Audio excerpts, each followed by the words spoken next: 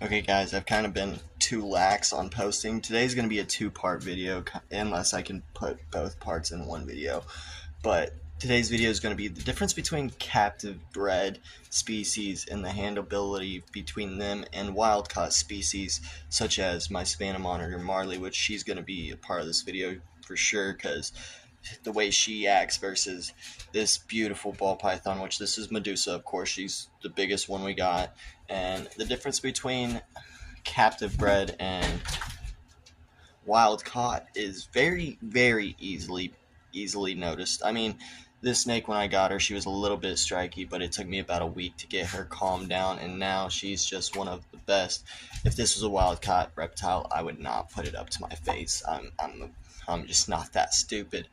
But she is a very well behaved ball python. She's a great ambassador. She goes plenty of places with us. Very well behaved, very easily handled. You know, children handle her. She's trained for kisses. She's a very docile snake. And we've had her for probably about 3 months now.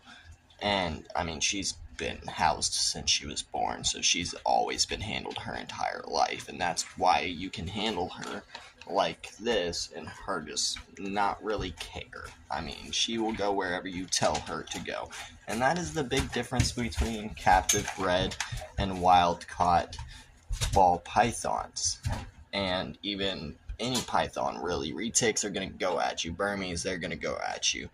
Ball pythons, 9 times out of 10, they're not going to want to go at you. And if they do, it's because of a defense or a food reaction.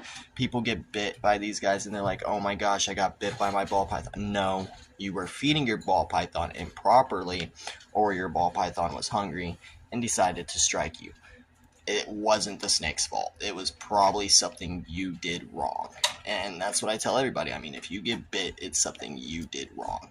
I know how to keep her from biting me. Even if she was to lunge at me right now, I could probably stop her.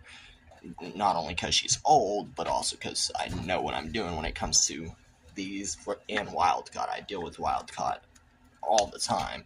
And, I prefer these guys over anybody. And this one is just an amazing example of a captive bred species.